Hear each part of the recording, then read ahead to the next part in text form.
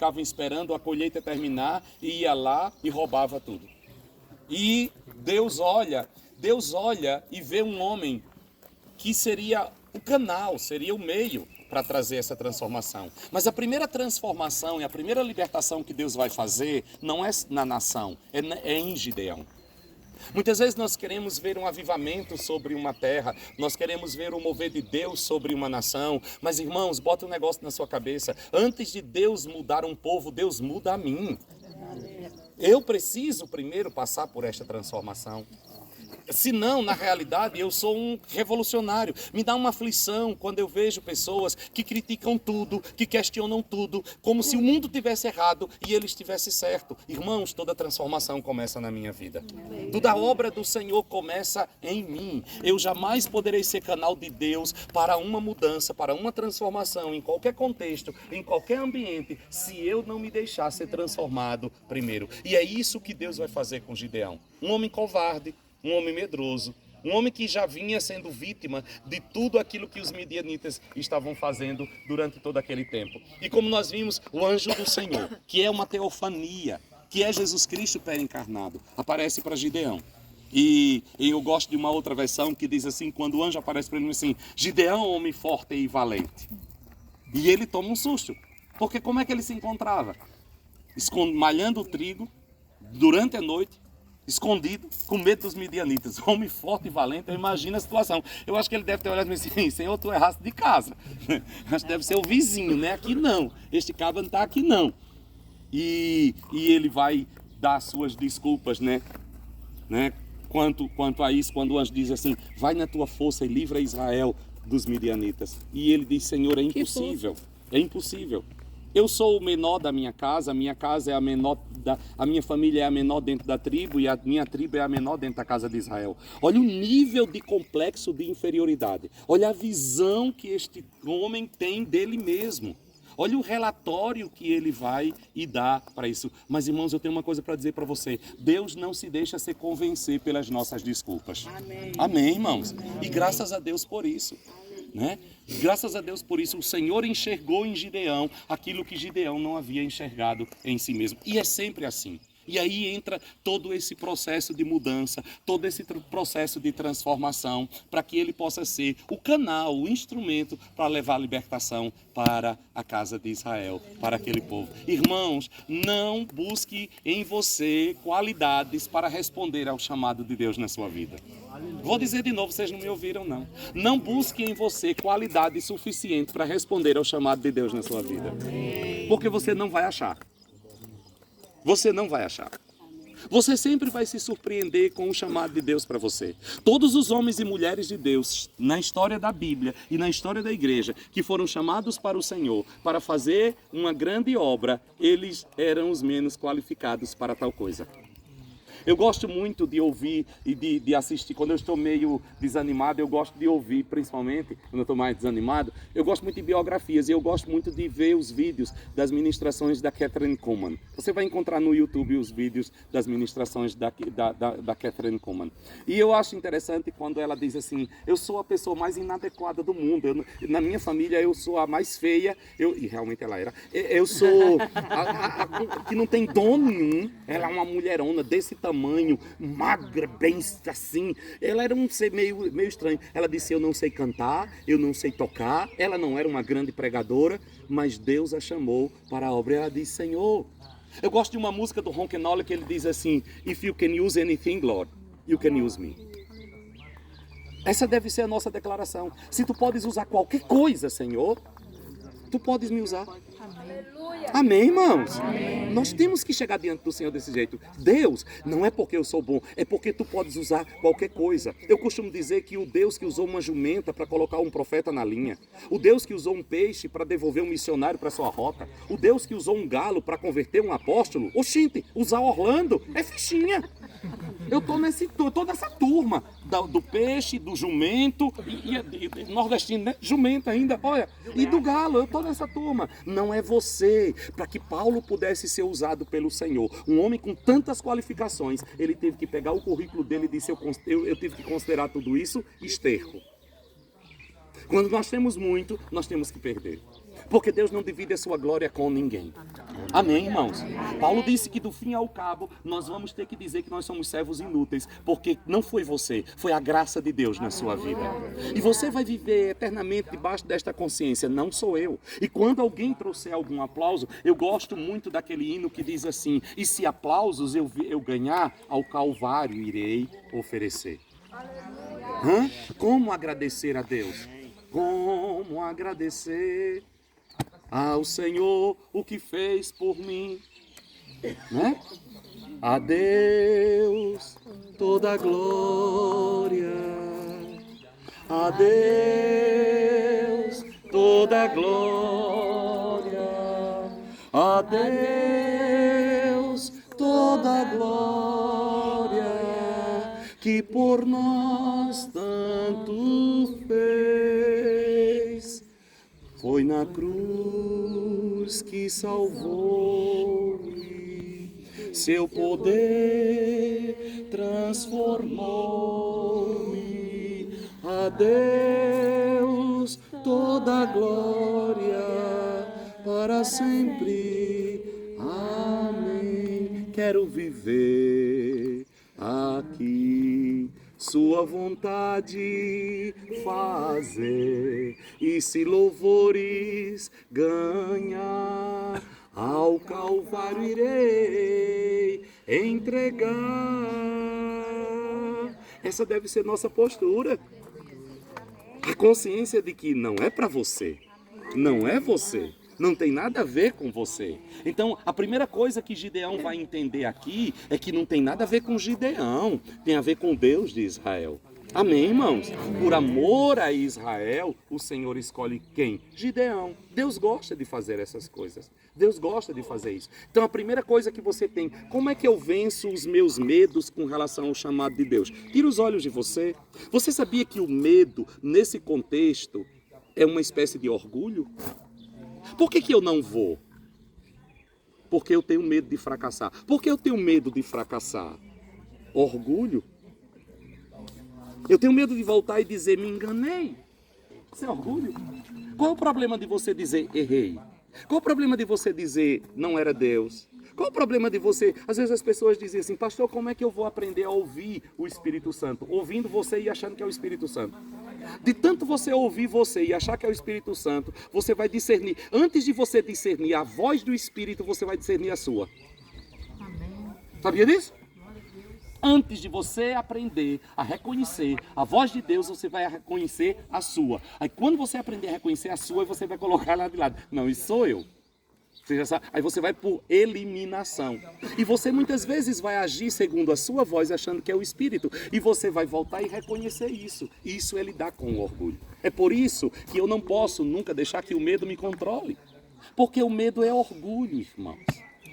O medo é orgulho. Mas aí acontece isso. Deus vai tratar com Gideão primeiro. E hoje, a primeira coisa que Deus quer, Deus vai te usar para uma grande obra. Aleluia, toda obra de Deus é grande. Quando alguém chega para mim e diz assim, pastor, Deus te chamou para uma obra gloriosa. Vocês estão pensando que eu imagino aquele mar de gente, uma coisa... Não, toda obra de Deus é grande. Amém. Amém? Sabe qual foi a grande obra no dia da multiplicação e dos peixes? Da multiplicação dos pães e dos peixes? Quem fez essa grande obra? O menino que levou os pães e os peixes. Toda obra para Deus é grande. Toda obra para Deus é grande. Então, irmãos, a glória é do Senhor. Primeira coisa, o Senhor vai tratar conosco. O Senhor vai trabalhar na nossa vida. E eu vou ler o texto, como a gente tem tempo, eu vou ler o texto. Nossos camelos voou. Eu vou ler o texto que está em Juízes, capítulo 7. Juízes, capítulo 7, a partir do versículo 1, que diz assim: Então, Jerubaal, que é Gideão, se levantou de madrugada, e todo o povo que com ele havia, e se acamparam junto à fonte de Arod. Certo? Junto à fonte de Arod. De maneira que tinha o arraial dos midianitas para o norte, pelo outeiro de Moré, no vale. E disse o Senhor a Gideão: muito é o povo que está contigo, para eu dar os midianitas em tuas mãos, a fim de que Israel se não glorie contra mim, dizendo, a minha mão me livrou. Olha como que Deus faz. Deus tira todas as possibilidades de nós recebermos a glória. Tudo que Deus faz é para a glória do nome dele. Tudo. Deus não glorifica homens. Deus não exalta pessoas. Tudo que Deus faz é para a glória do nome dele. Amém, irmãos? Agora, pois, apregou aos ouvidos do povo, dizendo: quem for covarde e medroso, que volte e vá-se apressadamente das montanhas de Gileade. Então voltaram do povo 22.000 e 10.000 ficaram. É a primeira vez que o cara diz: eu sou covarde, eu sou medroso. Diga aí. Eu acho isso surpreendente. E disse o Senhor a Gideão: ainda muito povo há. Tem gente demais. 10.000 é muito. Vamos diminuir esse negócio. Faze-o descer as águas, e ali tu os provarei. Esse é o teste. E ali tu os provarei. E será que aquele que eu disser, este irá contigo, esse contigo irá. Porém, todo aquele que eu te disser, este não irá contigo, esse não irá. E fez descer o povo às águas. Então o Senhor disse a Gideão: qualquer que lamber as águas com a sua língua, como lambe o cão, esse porás à parte. Como também todo aquele que se baixar de joelhos a beber. E foi o número dos que lamberam, levando a água à boca, 300 homens. E todo o resto do povo se baixou de joelhos a beber as águas. O que Deus vai te dando? Aquele que pegar a água com a mão, levar à boca, com a visão sempre atenta, com o olhar sempre atento para o que está acontecendo, esse cara é vigilante, esse cara está atento, ele não perde a visão. Esse você coloca do lado. Aquele que perder, se distrair, pensando apenas numa satisfação da sua necessidade, enfiar a cabeça na água e começar a beber glu, glu, glu, glu, glu, glu, glu, está desqualificado. Por quê? Porque enquanto você está ali, você perdeu a visão. Perdeu a visão, o inimigo chega e te mata, acabou. Você está suprindo a sua necessidade sem perder a visão. Você está trazendo água para você, mas o seu olhar está atento para ver se o inimigo se aproxima. Essa é a postura de um guerreiro. Ele está atento, ele está sempre pronto. Amém, irmão? Amém. Ele está sempre pronto. Você quer servir a Deus, você tem que estar sempre pronto. Eu aprendi isso muito cedo na minha vida. Você tem que estar sempre pronto. Está pronto. Senhor, ok. Eu tenho uma dificuldade com uma geração. Você vai, fulano, prega tal dia. Ai, pastor, tem um mês, pastor. Ai, misericórdia, pastor. Não consigo dizer coisa. Eu estou pronto. Pastor, prega agora. Puxou o assunto, opa, estou dentro. Estou pronto. Ai, o senhor não tem outras coisas. Um monte, mas eu quero beber água assim, ó. Alerta. Brevemente o Senhor voltará. Você tem que estar pronto quando o Senhor voltar. Então, não tem tempo para perder. Nós não vamos deixar de suprir as nossas necessidades, mas nós não podemos perder a visão do que é prioridade na nossa vida. Em primeiro lugar, o reino de Deus. Em primeiro lugar, o chamado do Senhor. Vamos, tem um meio de você suprir-se, de você ter suas necessidades satisfeitas, mas não perca a visão. Não se distraia. Não se deixe ser dominado pela sua necessidade. Não use todos os teus recursos e sentidos e percepções simplesmente para satisfazer a sua necessidade. Fique atento ao que está acontecendo à volta. Todo mundo ia beber água. Tem gente que acha que se não enfiar a cara na água e esquecer tudo para estar tomando a água, não bebeu água. Não, não é verdade não. Tem uma forma de você beber a água e estar atento. Você é um guerreiro do Senhor. Amém. Você é um soldado de Cristo. Então você está no meio de uma guerra. Irmãos, nós vivemos no meio de uma batalha. Vocês têm consciência disso? Não é verdade? O mundo jaz no maligno. Há uma guerra constante, não para. A gente é um olho no peixe, outro no gato. Não pode se distrair. Soldado abestalhado no meio da guerra leva chumbo. Vai pra onde? Aquela coisa, velho. Não vai morrer, meu filho. Atento, atento ao comando, atento à voz do Senhor, atento às direções do Espírito, atento ao que o Espírito está falando, atento aos moveres de Deus, atento. Ai, e não vai pensar em mais nada, você vai fazer tudo, mas não vai perder a sua atenção. Amém? E foi o número dos que lamberam, levando a mão, 300 homens, e todo o resto do povo se baixou de joelhos a beber as águas. E disse o Senhor a Gideão: com estes 300 homens que lamberam as águas, vos livrarei e darei os midianitas na tua mão, pelo que toda a outra gente que se vá para o seu lugar. E vocês conhecem a história.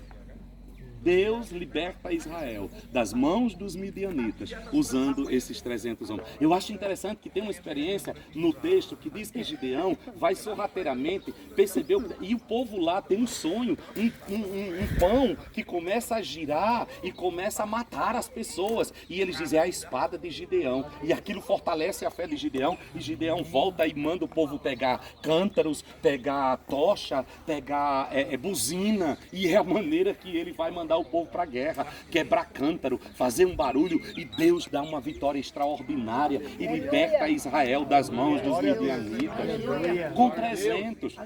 Os 32 mil ficaram para trás. 300. Irmãos, não é por força e nem por violência, é pelo Espírito Santo do Senhor. Não é pelo nosso recurso. Eu nunca vou esquecer na minha vida, em 2011 eu estava no... Já todo mundo aqui conhece essa história, mas eu vou dizer de novo, que eu digo. Quando Deus fala um negócio comigo, eu não esqueço nunca. Não sou daquele povo que Deus fala hoje, o povo muda amanhã. Não, 2011 eu estava no Monte das Oliveiras orando. E eu disse para Deus, Senhor, se tu me abençoares, todos os anos eu virei para cá. Minhas férias vai ser aqui, para ouvir de ti. Será um tempo para estar contigo.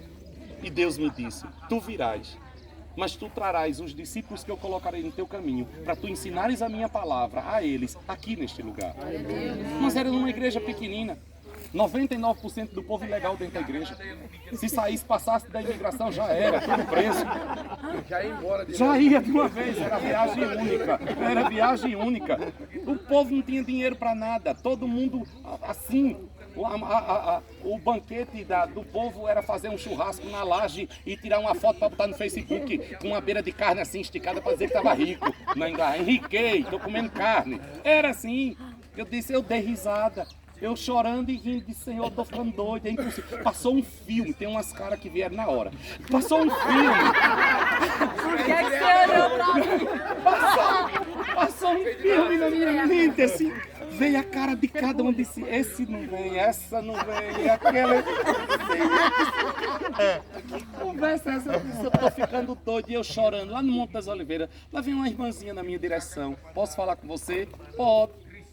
Estenda sua mão. Israel, acontecem umas coisas. Eu estendi. Ela pegou uma nota de $100, podia ser de 1.000, né? Pegou uma nota de $100, colocou na minha mão, fechou e disse, assim diz o Deus de Israel. Aleluia. Nunca faltará para ti nem para os teus os recursos necessários para realizar tudo aquilo que eu colocar no teu coração. Deu as costas, foi embora. Eu morri. Eu voltei para Londres e comecei a planejar a próxima caravana. Vieram 12 pessoas. E nós não paramos até hoje. E quando chegou lá, o Espírito Santo me disse, os que andam contigo, todos estarão legal no país. Não terei ilegais caminhando contigo. Eu disse, mais uma loucura minha. Irmãos, nós não temos ilegais. Os milagres mais tremendos começaram a acontecer e todo mundo legalizado e eu fico olhando, parece assim, pastor, por que o senhor repete essa história tanto? Para que você saiba que quando Deus fala, Deus cumpre aquilo que Ele falou. E que a voz de Deus não é uma brincadeira. A voz de Deus tem que ser levada a sério. Aquilo que o Senhor falou, nós temos que repetir e testemunhar para que todo mundo saiba. Há um Deus que faz a obra no meio do seu povo e não é por força e nem por violência, é pelo Espírito Santo de Deus. Eu vejo pastores, colegas meus com igrejas imensas lá na Inglaterra, no Reino Unido, lutando para juntar 10 pessoas para trazer aqui e não consegue. E eles perguntam, como é que você leva 30 pessoas? Eu disse, eu não sei, eu sou igual o Chicó, só sei que foi assim. Eu sei não, aparece. E vai, e vem um, e vem outro, e o que vem quer voltar. Aqui tem a turma do que quer voltar, né? Os que vêm quer voltar, né? Que vem e não se... Porque eu digo que é isso. É algo do Senhor, mas não é por força, não é por violência, não é na sua habilidade. Como é que Deus faz essas coisas? Ele faz, irmãos. Para que a glória, o louvor e a adoração seja somente para o Senhor. Eu vou te libertar, eu vou libertar Israel das mãos dos midianitas, mas não vai ser com um guerreiro poderoso que vai receber condecorações. Não, e Deus sempre faz assim, Joel, não é? Olha para a história de Israel. Olha para a história de Israel, agora a referência, quando o povo pede um rei, Samuel está lá atendendo, que ele era uma espécie de vidente, lá chega Saul que está procurando a jumenta, ó, mais um nordestino, procurando a jumenta do seu pai, quando chega tem um vidente ali, vai lá que ele vai dizer onde está a jumenta, o caba vai procurar uma jumenta, volta ungido o rei de Israel, fica com loucura. Irmão, Saul era um homem de Deus. Não diga besteira de dizer assim, não foi Deus que escolheu Saul. Que conversa é essa? O bichinho estava procurando jumento. Quando ele chega na tenda de Samuel, Deus manda Samuel ungir ele, rei de Israel. Sabe o que é que ele faz? Ele guarda aquilo, ó. Qual é o problema de Saul? Ele começou bem, mas terminou mal. Aprenda uma lição na sua vida. O importante não é como você começa, é como você termina. Esse é o grande segredo. Como você termina. Aí quem é que Deus vai chamar agora? Davi. Deus diz, não, eu vou mudar. Escolhe Davi. Olha o perfil de Davi. Ruivinho, de boa aparência, bonitinho, bichinho bonitinho, pequenininho. Quando Samuel chega na casa de Jessé para ungir um rei, quando passa Eliabe, ele já quer ungir. Chega um Orlando assim, né? Um grandão, bonitão. É esse a referência dele. Saul, irmão, Saul tinha quase 1,90 m. Saul era um bitelão, um homão, que a mulher ficava doida. Davi era um menino. Davi vai vestir a armadura de Saul, não consegue andar, o capacete estava investido. Tá entendendo? Deus como é que faz? É a mesma coisa aqui. Será que não existiam homens corajosos em Israel? Claro que existia. Será que não existiam homens e mulheres férteis na Mesopotâmia? Claro que existia. Quem é que Deus vai chamar? Um casal de velho. Abraão e Sara. Uma véia estéril. Um velho com 75 anos que não tinha filho. E a promessa, uma grande nação. Pai de nações. Que loucura! Que loucura! Esse é o Deus que nós servimos. Este é o Deus. Então você precisa do improvável. Você tem que mudar a sua mentalidade. Transformar-vos pela renovação da sua... E quando você muda essa mentalidade, o primeiro inimigo que você derruba não é os midianitas, é o medo dentro do seu coração. É o medo. É o olhar para você e dizer, mas quem sou eu? Quem é você? Nada. E é por isso que Deus te chama. É por isso que Deus te chamou. Amados, vamos entender isso, vamos abraçar isso na nossa vida e sair daqui consciente da nossa missão, consciente do nosso chamado. Cada um de nós aqui tem um território a ser conquistado. Toda a nossa força vem do Senhor. Vem do Senhor, ninja, é verdade. Toda a nossa força vem do Senhor, nossa habilidade vem de Deus. E não é nossa, é dele. Tudo vem do Senhor. Tudo é para a glória do nome do Senhor. Tudo tem a ver com Ele. Nada tem a ver conosco. Que neste dia, que neste lugar, cada um de nós possa se ver como um Gideão. Não há em mim absolutamente nada. Mas, se tu podes usar todas as coisas... De baixo? Se tu podes usar alguma coisa inútil como eu, eis-me aqui para ser usado por ti. Todos eles. Este é um lugar onde nós nos gloriamos unicamente na cruz de Cristo. Somos os improváveis. E glória a Deus por isso. Amém? Você diz amém a isso? Vamos cantar ao Senhor mais uma? Depois o Joel vai falar. O Joel vai falar, né? Espera aí que o Joel vai pegar. Espera aí, gente.